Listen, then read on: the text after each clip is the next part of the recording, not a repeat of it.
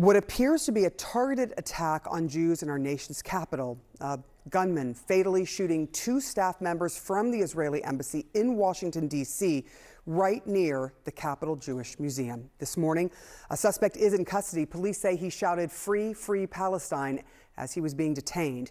And it was all captured on video by an eyewitness.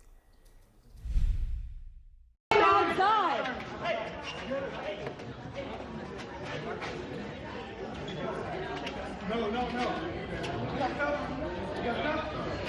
Free, free Palestine! Free, free Palestine! Free Palestine!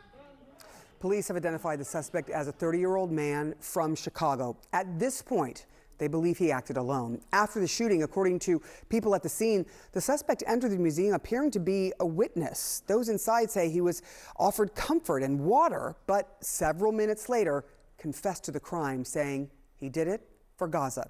Here's what one witness has told CNN.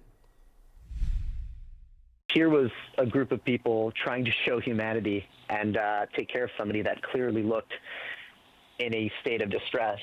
And unfortunately, about 5 to 6 minutes later, when more cops started to show up, he immediately walked up to the cops. He turned himself in. He said, "I did this for Palestine."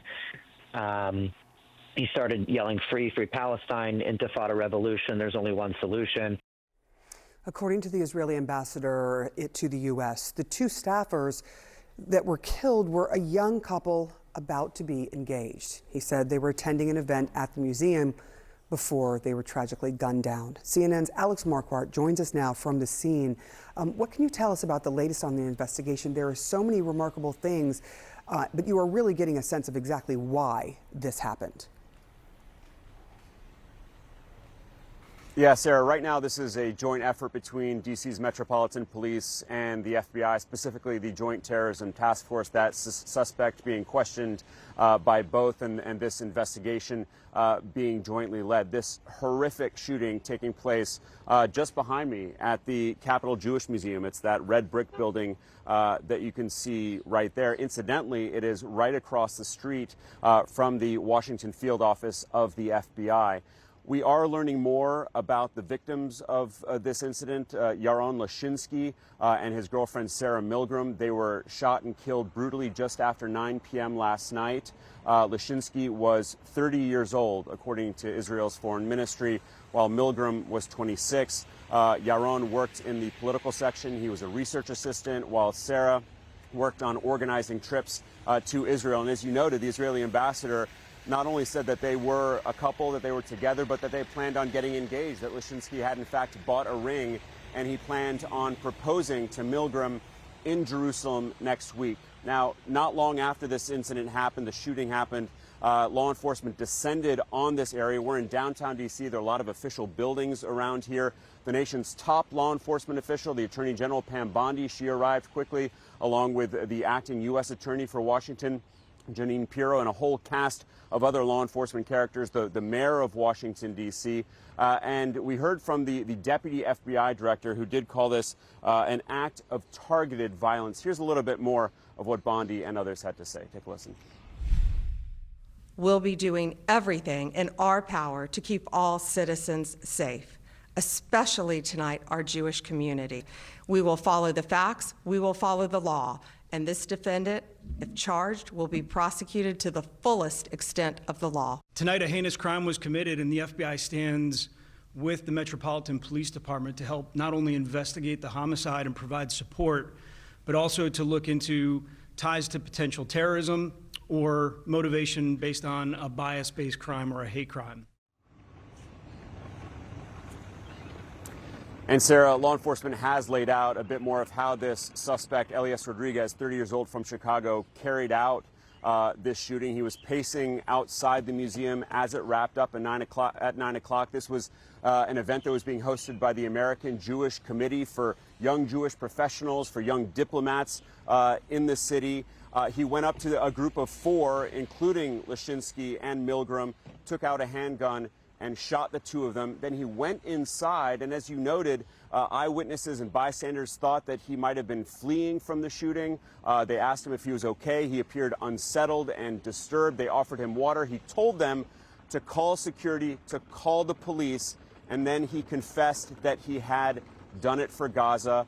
And that's when he said, as he was taken into custody, you could see in that video, he said, "Free, free Palestine." Of course, a lot of questions about Rodriguez himself, about his motivation for carrying out this heinous murder, but of course being widely condemned this morning by not just Israeli and American officials, but people around the world as a horrific anti-Semitic incident. Sarah? All right, as it should be condemned. Alex Marquardt, thank you so much for your great reporting out there. John? All right, with us now, CNN senior national security analyst Juliette Kayyem. And Juliette, obviously officials calling this a targeted attack. The question is how targeted. The political motivation certainly seems clear this morning. But in terms of picking this location, understanding the security, understanding the timing, who would be there, what questions do you have about the sophistication here? So, I mean, basically you start with an out of state or out of district killer who travels from Chicago to DC for an event for young professionals, of which it's not just Israelis. As my understanding, I spoke to people who had been at the event.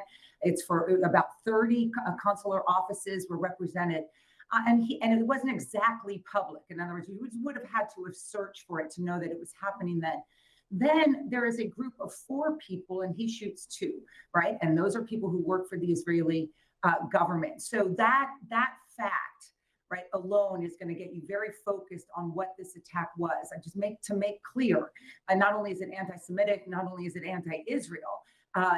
This does not happen in the United States very much. In the 1980s, the last consular representative to be killed in the United States was a Turkish consular general in Los Angeles. Those were Armenians who killed him. This is going to have ripple effects through Israel, through the United States, as well as through the consular corps that lives in DC and DC home. So that's number one. Number two, of course, is, look, of course, I have to say we have to investigate this, know his motive, but reality is reality. The anti-Semitism and the anti-Israel targeting of these 2 young professionals who were just out for an evening will have, more likely than not, a federal nexus, a federal hate crimes nexus. So while DC is investigating this as a homicide, you will see the FBI overlay relatively soon. It's just clear what this motivation was. He gave it to us.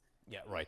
Of course, how did he know about this event? How did he assess whether there would be the security there to keep it from happening? These are questions that will be answered.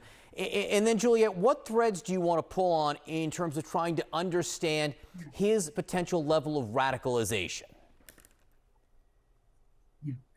So first is, what did Chicago authorities or any authorities in where he lived know about him? Was he active? Was he active at a college or university? He's older, but had he been arrested in any of these protests? Because what you want to know is the radicalization process. There's lots of debates in this country that do not end in violence about very difficult issues, and this is just a heinous, cowardly attack that he surrounds himself with some noble cause, he thinks. And so you want to know sort of what was that radicalization process, and then what were the means, or did someone help him? Was he pushed by outside forces, or was it just him online or acting with or going to rallies and then becoming radicalized? But even though he has no record, as far as we know, he has no record. Once again, he travels cross country for an event in which he knows there's going to be consular representatives from Israel to commit an anti-Semitic crime at an event that wasn't highly publicized. So he knew what he was doing. And finally, I view his confession and what he says on the video as part of the performative, heinous aspects of this. Not only does he kill people outside in public, but then when the cameras are on, he now relates his perversion of free Palestine.